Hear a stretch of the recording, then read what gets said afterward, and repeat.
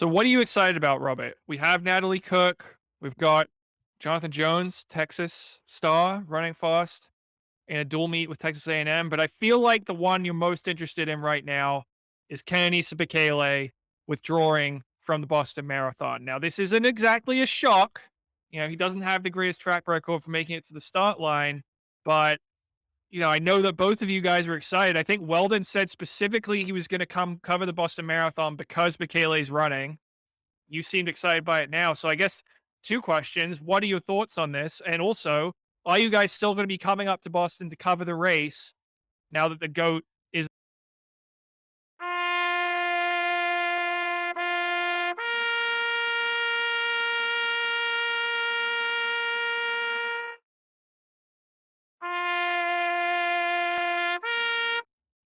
Moment of silence for the great Kenenisa Bekele's career. John, I'm devastated. Look, when we started Let's Run, when I went to college and became a fan of track and field, I wasn't Bekele wasn't the guy then. It was Haile G. Haile G was my ATM pass wherever I went to college. I was always a Geb fan over Bekele. But Geb's been gone. I didn't even like Bekele. But I've liked him recently. I don't know if it's just he's the tie to my past. He's like Tom Brady or Mike Krzyzewski for a lot of people. Like their whole life, they've been involved in sport. He's been there. He's the the bond to my youth is gone. I think this is it for him. I think his career I was just you're right, John. It's not a surprise. When he didn't run Tokyo, I kind of thought, is he going to run Boston? Because Josh Herman said we want to keep him busy. We can't have the New York. We got to have him run Berlin, then New York. So then I'm like, okay, if you want to have him run every 3 months, that's fine. Then have him do Tokyo and Boston. He doesn't even sign up for Tokyo, and now he's out of Boston. So this could be it for him. 39 years of age. Look at these personal bests: 7:25, 12:37, 26:17, 2:01:41. Trivia fact: did you guys realize he's never broken 60 minutes for the half marathon? But man, I was hoping he'd be in this race. When I was in New York in the fall and he was there, I wanted to almost pull an Alan Abramson and be unprofessional and get my picture taken with him. Like I just, it was fun. It was like I was a fan. I felt like a kid. I'm like, oh my god, this is Bekele. He's the man. But I'm afraid this is it for him.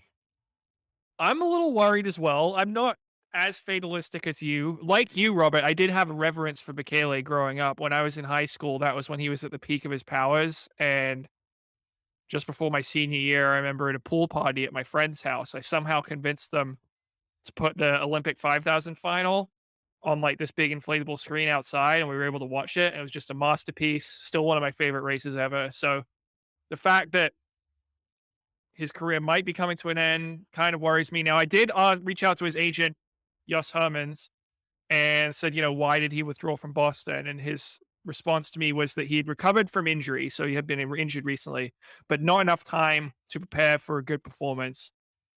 His next race after New York, he wants to be top fitness and show something special. So basically, what we've heard from Bekele and his camp the last few years is they still want to be, they think he can be the best in the world in marathon. They think that he might not, we've seen he may not have the dedication to the marathon that Kipchoge does, but he does have the engine and the talent. We've seen him run 2:01:41. That's just 2 seconds off Kipchoge's world record. The question is, can he get to that level? Because he hasn't really shown anything in the 2 years since Berlin. But that's kind of what happened before. Like he ran when he won Berlin the first time in 2016, he runs 2:03:03. He didn't do a whole lot for the next 3 years, but then he goes to Berlin and he runs 2:01:41. So they're thinking maybe something similar like to that could happen. The problem is he turns 40 in June. So I think he just has to have an honest talk. You know, Bekele needs to sit down and think, what am I in the sport for? Is it still to be the best in the world? And can I do that? And maybe for a legend like him who has been at the top level for so long, it takes longer to let go and to really come to that realization you can't get there. But maybe he thinks, heck, yeah, I can. I'm going to give it a go through the full marathon season or something. So I'm not totally writing him off, but I think it's more probable than not that we don't see another elite marathon from Kenenisa Bekele. I think he'll run another elite marathon. Your money's still too good. But Probably for I don't know how many years now. I've been wondering. I'm like, this is it. This is it. I will still be in Boston, John. I think I got my press pass on Monday, and he pulled out of the race on Tuesday. Not sure if those are related, but Robert, I think we were there. Were you in Austin? That's the first World Cross Country he got a medal at, 2002. When did Austin host the World Cross Country Championships? Well done. Oh, excuse me, 2001. Pretty sure I was there. Oh, you mean Ostend, the one in Belgium? I thought you were saying Austin, Texas. Oh no, yes. Sorry to my Belgian speakers, French speakers, but I mean that's crazy. I mean he was. I was trying to make the 2003 Worlds at the 10K, and that's the first one he won. So, I mean, what a career! It's like it's just a completely different era when you look back. I mean, Paula Radcliffe had yet to emerge as a marathoner then. She was at those cross country championships. It's like I just read a great piece on Tiger Woods, New York Times, the 1997 Masters with Paul Azinger and Colin Montgomery as, chief rivals. Look, I feel like I've been sabotaged here. John asked me if the career's done. I just give my gut instinct, yes. Then I realize, well, John's got a quote saying the career's not done. No, it's not done. I want to ignore everything you just heard from me. It's not done. I've done a little research. That quote got me upbeat that he would actually been training, got hurt, and now is healthy. So, I mean, at least Herman gets back to us. Some people like the unprofessional USATF doesn't ever even get back to us when we ask him for comment. So that's got me pumped. And you guys realize, I mean, 39 is not over Bekele if you think about it this way. Do you guys realize how old Matt Keflezighi was when he won Boston? He was like a month out from his 39th birthday. He won that in April of 2014. He turned 39 in May 5th. So if Bekele's talent level compared to Meb is astronomical. So if the birth date's actually legit, I think he can do something. Well, yeah, I don't think so. look at what Kipchoge is doing. Kipchoge and Bekele came up around the same time. Kipchoge is officially a couple years younger, but they've been at this level for about the same time. Kipchoge is showing no signs of slowing down. Now, just two things I want to clarify. One, when I said I don't think he'll run an elite marathon again, that didn't mean I don't think he'll be in the elite field. It means I do not think he will produce another elite marathon performance. And I guess you can quibble with like third in Berlin last year in 206. It was a warm day. Is that an elite performance? I don't know. I think it was pretty good. I wouldn't say like, wow, that's really a vintage Bekele performance. So I'm not expecting one of those. But the other thing I want to clarify, Robert, that's two uses of taps on this episode of the podcast. I'll let you have one more if you really want it, but then I'm cutting you off. We're going to take away your microphone. I don't want you going too crazy with this new soundboard you've discovered. Like, do we play taps for Robert playing taps in the show? Like, if he plays taps, that's a farewell to the last time he plays taps. I don't know. We're getting a little too inside baseball there, but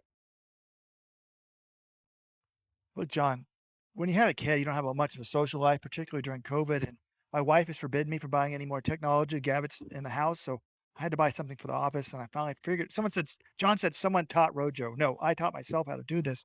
And I do have another sound effect I want to play right here. It's unrelated to running, but I've got to do a Rojo's rant. You mentioned Tiger Woods briefly. Is anyone else just outraged? This is so embarrassing. I keep getting ESPN alerts and every website I go to. Is Tiger gonna be running playing in the damn Masters? Then Tiger comes out yesterday. I was like, "Of course he's gonna be playing in the Masters if he's practicing for it." And I mean, this is the dumbest thing ever. Why is he building up hype about whether he's gonna do it? And then yesterday he comes out, "As of now," so this is Tuesday, "As of now, I'm gonna play in the golf tournament on Thursday." This isn't like he's going to war. This is something that, like, plenty of 75-year-old, out of shape, completely fat people do every day, play a round of golf. Like, this is ridiculous. This is embarrassing. It's beneath Tiger, particularly since he says, "I think I can win the tournament." So you think you can win the tournament on Tuesday, but you still want to have the drama of whether you actually show up for your tee time on Thursday. Stop. This is embarrassing. This is like way beneath you. Okay. I mean, it's just people get excited by Tiger Woods, and the people covering the sport are going to pump up everything he says. So I don't know. It's just the media. Speaking of Tiger and the Masters, did you guys see this thing about his shoes? Is he wearing Vaporflies? No, John, but he will not be wearing Nikes. He showed up at Augusta wearing FootJoys, which is it's not even owned by Nike. Nike's been a sponsor from the get go. But the question on whether Tiger can play the Masters is whether he can actually walk the course. I think that's harder for him than because he really messed up his foot in the car accident. Here's a quote I see. I needed something different, more stable. But I mean, Nike took the high road. Shows who's got the power in this relationship. Nike's statement. Like golf fans around the world, we're delighted to see Tiger back on the course. He is an incredible athlete, and it's phenomenal to see him returning to the game at this level. So, hey, all you runners out there, you want to run a different pair of shoes, I'm sure Nike will be under. Yeah, I that's think it's pretty funny because interesting. it's Tiger. He needs to compete. I'm shocked that Nike couldn't overnight make him some shoe that's super comfortable for him.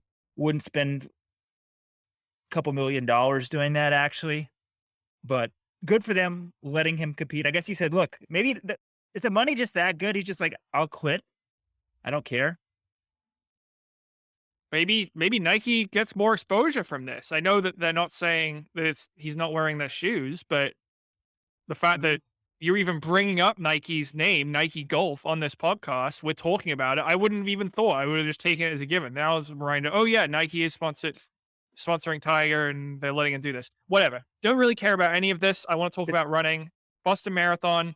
Bekele's out of the field, and this was like, oh, we're like, oh man, it's a bummer. But then you look at the rest of the release from the BAA here, and Robert had this thought, and I think he's correct.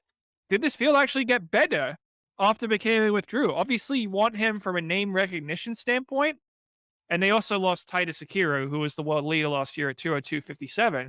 But the two guys they brought in to replace him are really good. Well, three guys, in fact. Cisse Lemma, reigning London Marathon champion. So that's basically like the world's best marathoner award outside of Eliud Kipchoge. And then Bahanu Legesse, who is the fourth fastest man of all time, 202.48 PB.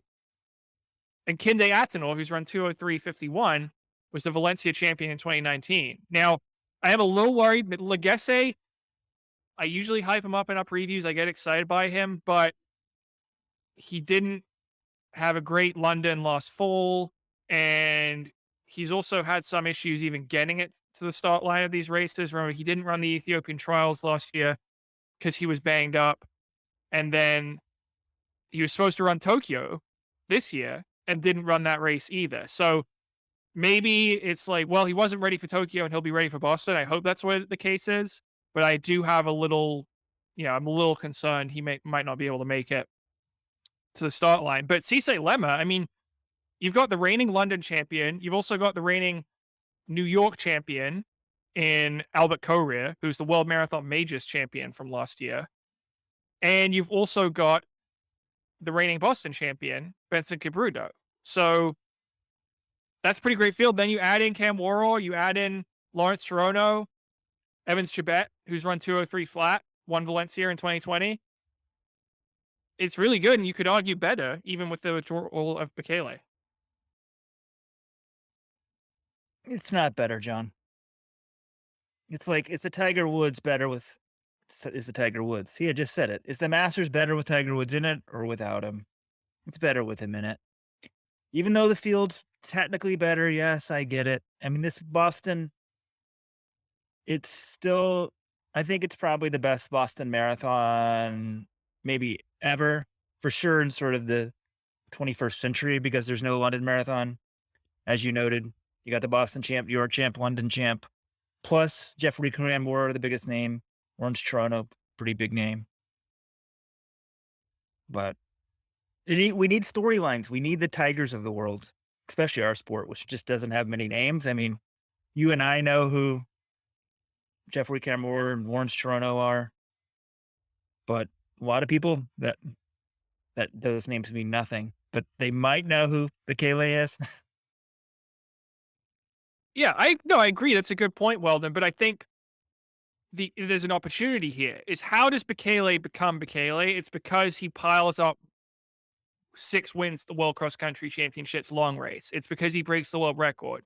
It's because he wins all these big time races. Same thing. How did Kipchoge become Kipchoge? He kept winning marathons. So against the best of the best. So what I'm hopeful of here is, yeah, okay, Albert Correa, he's pretty anonymous as far as World Marathon Major Series champions go. He got that by winning New York and finishing second in New York. Benson Kipruto, still not a huge name. Cisse Lemmer, I'd say, is a little more prominent than either of them. But again, they're not like massive megastars in this event. But my hope is when they race each other in this one race, if one of them wins, then you start building up that brand. You're saying, okay, this guy, he won one major, then he won Boston when everyone was there. And that's how you start minting stars. So I'm hoping that we can get that sort of thing. And the winner in Boston, that's the, or it could be Toronto, who's already won a couple of majors, or Jeffrey Campbell, who's already had a lot of success in World Cross, World Half, and has won New York twice. He's already, I would say, Campbell, as far as running times, he's already a star. But, the hope is that when all these guys race each other, you can build more stars because the winner is going to be, coming out on top of a very big field. Yeah, personally as a fan, I want Kimura to win. I think that's how you get the stars, the guys who've won on multiple surfaces. Here's the question I have for you guys. I put this on the message board. It's almost all up votes, but I phrase it slightly different on the message board. Is Bekele, I mean, he's a Boston Marathon participant, right? I mean, when I heard the news and someone said, Rojo, what do you think? I said, oh man, the Rojo curse strikes again. My guy Bekele now has raced as many Boston marathons as my guy Yared Nuguse has run in the Olympics. So hell, they've got the same number of Bostons that I have. John, is Kenenisa Bekele a Boston Marathon participant? I don't like Um, this yeah. drive-by slander of Yared Nuguse. This is ridiculous. Robert was his biggest backer. You predicted from a long time out he was going to make the Olympic team. He made the Olympic team. Then he doesn't run in Tokyo. He doesn't jog through his preliminary. Like Robert would be a total Yared Nuguse fan if he ran 6 minutes for his 1500 heat and got eliminated. But because he chose not to do that and embarrass, well, maybe make a mockery of the sport, Rojo's now turned around and just fires pot shots at him. I can't abide that, Robert. I feel like you're a traitor here. No, I like your, and I understand why they didn't do it because if you get a serious hamstring issue, it can bother you for the rest of your career. My hamstring still bothers me. I wasn't nearly as good as Yared Nuguse. So, and if he does take one step and then walk off the track, people would be more apoplectic. I get it. It's just as a fan, it kind of sucks. It's like, wait a minute, is he an Olympian? I would say yes, he's an Olympian. And no, Bekele is not a Boston marathoner. Although Bekele did qualify, I guess he could go and drop out. Oh, I was gonna say, did he qualify during the window? But yeah, he ran those 2 marathons last fall. So yes, he did qualify. Okay. Other Boston Marathon news. Sarah Hall's out.